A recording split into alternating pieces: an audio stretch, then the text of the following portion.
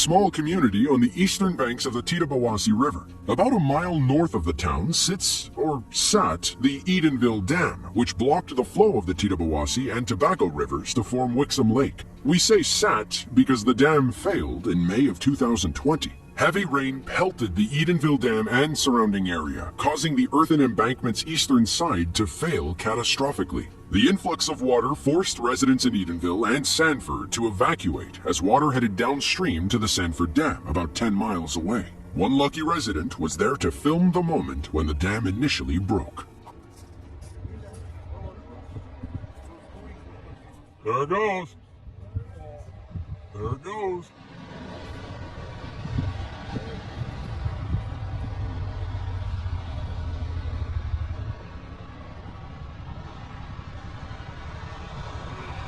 There we go, there's the rush.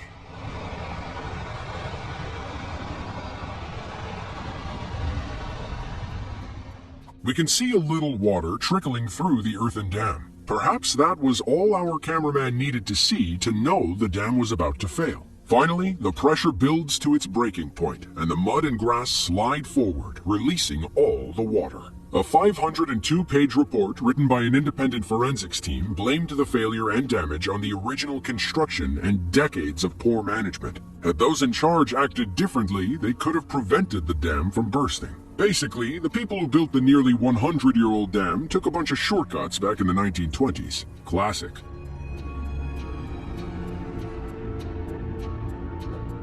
Brumadinho is a municipality in southeastern Brazil, home to just over 40,000 people. It's also home to the Córrego de Feijão iron mine and the site of one of the worst dam failures in history. But instead of holding back water, the Brumadinho Dam was holding back toxic mining byproducts called tailings. On January 25th of 2019, the Brumadinho Dam collapsed without warning. A massive mudslide engulfed the Iron Man while the employees ate lunch. It spread for miles through the forest before reaching the Paraopeba River. Stationary camera footage really puts the catastrophe into perspective. That's not just another mountainside you're looking at. The whole thing is a tailings dam, and it's just about to fail. The earthen wall collapses, leading to a powerful landslide that wipes out everything in its path. Mud and debris cascade over the tree line before making their way towards the mine. Here, you see the wall of debris push its way across the landscape as workers quickly escape. The dam was owned and operated by a company called Vale, the world's largest producer in iron ore and nickel. They're the same company responsible for another catastrophic failure in Mariana, Brazil, 4 years prior, but we'll touch on that later. Sadly, the Brumadinho collapse claimed 270 lives, mostly Vale employees who were enjoying their lunch when the dam failed. One man, Elias Nunes, made it out alive and sat down with the BBC to recount his harrowing story.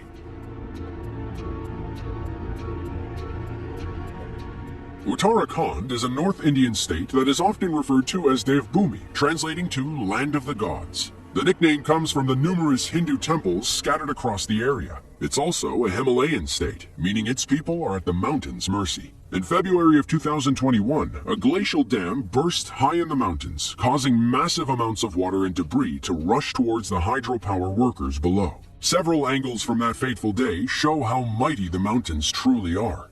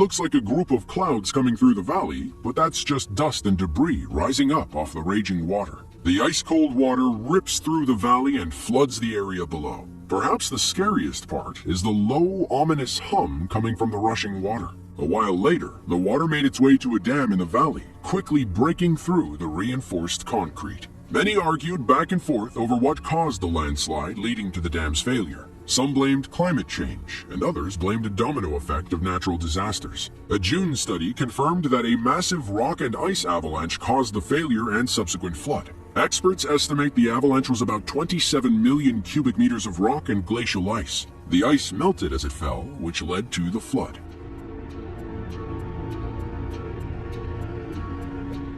There are several mega projects that sounded great on paper, but never saw the light of day. The Hoover Dam in Auburn, California is one of those projects. Proposed as a way to control flooding on the American River, the concept of the Auburn Dam was officially born in 1950. It took 18 years for construction to finally get off the ground, and it began with a $5.1 million diversion tunnel to reroute the American River through the mountainside. But everything came to a halt in 1975. A 5.7 magnitude earthquake hit the Sierra Nevada area about 50 miles north of the Auburn Dam. Engineers and geologists were concerned that their beloved dam wouldn't survive a similar earthquake.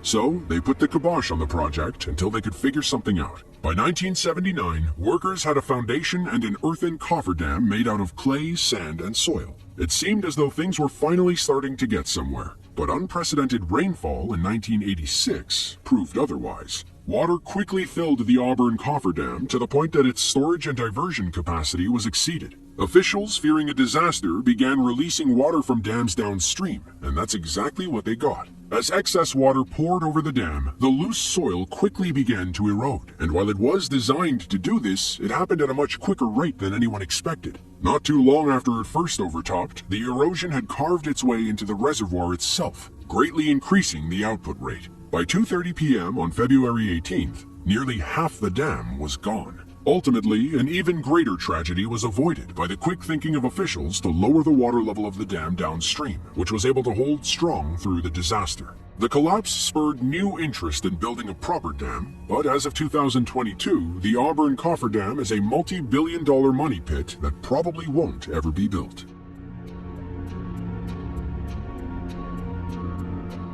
Ajka is a Hungarian city of about 35,000 people. It sits in the hills of the Banqiao Mountains and was the site of a catastrophic tailings dam failure in October of 2010. The dam held back a sea of bauxite residue, also known as red mud, the byproduct of processing bauxite into aluminum oxide. On Monday, October 4th of 2010, the northwestern corner of the dam failed, releasing about 1 million cubic meters of red mud into nearby towns and villages. Red mud is a toxic chemical soup, and according to some experts, can be radioactive. Aftermath footage from the dam failure should tell you everything you need to know. What looks like an Egyptian plague is what happens when a red mud dam collapses and floods an unsuspecting town. Residents work tirelessly to rid their streets of the toxic sludge, but the mud is literally everywhere. It stains staircases and even covers someone's dog. Between 80 and 90 people went to the hospital for chemical burns, and the flood claimed 10 lives across the area. The following day, authorities shut down production at the plant and ordered them to repair the dam. By Wednesday, the company chairman said he wanted to resume production over the weekend, and the plant reopened on Friday. The plant boss and 14 other employees were acquitted on negligence charges in 2016, spurring outrage among the local population.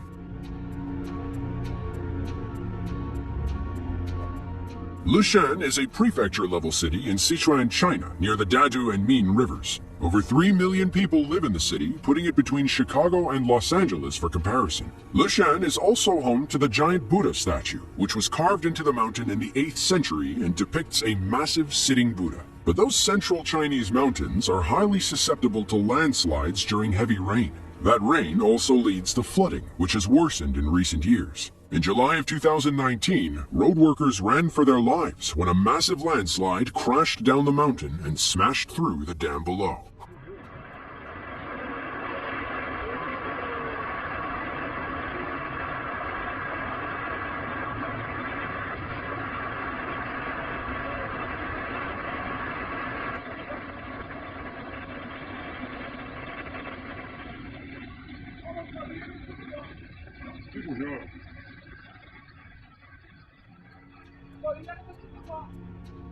Now that dam may hold back plenty of water, but there is no stopping all those trees and rocks from breaking through. One worker runs as fast as he can, while another jumps from his truck to watch the disaster unfold. They must have assumed they were safe, figuring they'd enjoy the show instead of running from it. Floods got worse in 2020, and emergency workers in Sichuan province rushed to save the giant Buddha statue, which was now up to his toes in water. The 1,200-year-old relic hadn't seen water that high since 1949.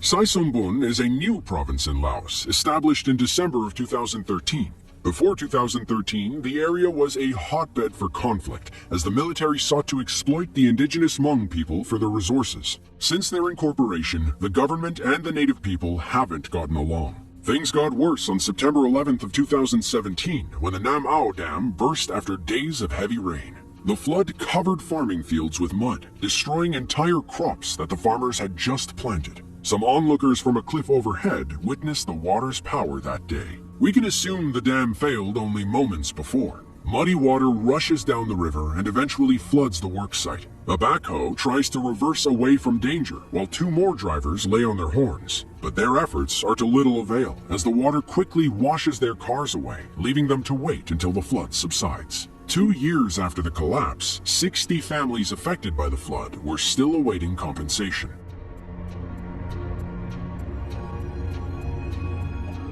Four years before the Banqiao Dam failure in Brazil, the same company was responsible for another catastrophic failure at a different tailings dam in Mariana, Brazil. On November 5th of 2015, the dam at the iron ore mining complex burst, releasing 43.7 million cubic meters of toxic tailings. The sludge infected the Dosi River and eventually traveled 425 miles through several waterways. The sludge even reached the Atlantic Ocean 17 days after the collapse. By then, the damage was already done. Left with polluted water supplies, towns and villages up and down the Dosi River were in a humanitarian crisis. The downstream villages of Bento Rodrigues and Paracatu de Baixo took the brunt of the damage, with 19 people losing their lives in the flood. Unfortunately, Bento is only accessible via unpaved backroads. Once they were covered in mud and sludge, firefighters couldn't get into the town to rescue anybody. The dam was owned by a company called San Marco. Meanwhile, San Marco is jointly owned by Vale and BHP Billiton, the Australian mining company. The government brought manslaughter and environmental damage charges against 21 San Marco executives a year later. Then, things got worse when a leaked report from 2013 indicated structural issues with the dam. Sirdarya is one of the 12 regions that divide Uzbekistan. It sits on the left bank of the Sirdarya River and is home to over 860,000 people. The Sir flows 1,400 miles from the Kyrgyzstan mountains and empties out into the Aral Sea. The Sardoba Reservoir Dam keeps water inside the reservoir, about 922 million cubic meters of it, and uses it for irrigation in the surrounding farmlands and cotton fields. But when the dam failed on May 1st of 2020, all that water spilled out into the fields, causing widespread destruction as far as the northern Kazakhstan border. The camera zooms in on the spot where the Sardoba Dam failed, and we see the water rushing out and flooding the farmlands. Then, some rescue workers wade through the water as they pass a house that's collapsed from the flood. Elsewhere, the destruction is hard to look at, as most homes look like twisted piles of metal. 5 days of severe storms caused one of the walls to collapse, and water spilled into the cotton fields nearby. To try and stop the bleeding, authorities opened a gate into the Golodnostepsky Canal. The idea was that the water would flow into a series of lakes and wetlands, but the water overwhelmed the canal and just made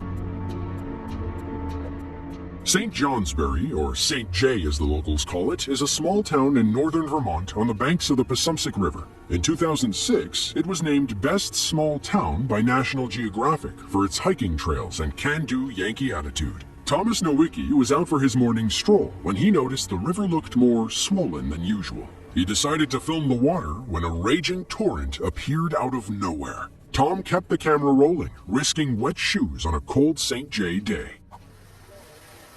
Whoa. It's a flood. An ice dam just broke. I just started filming that at the right time. Huh?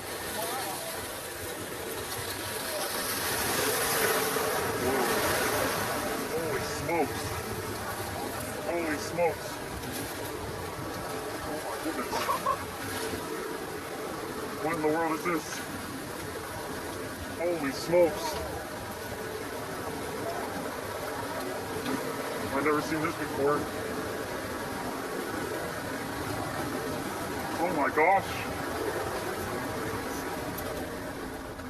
A massive wave of ice and water comes rushing down the river and under a bridge. It doesn't look that bad at first, but the water never stops coming. The rising water forces Tom to take a few steps back, and we see how high the current actually gets compared to the bridge. The massive chunks of ice make it pretty clear what happened. An ice dam, also known as an ice jam, broke upstream, releasing all the river water it once held back. When temperatures increase gradually, the ice can slowly melt, allowing the water to flow at a reasonable pace. But if the temperature spikes, the ice dam melts too fast, and you get something similar to what happened in St. J.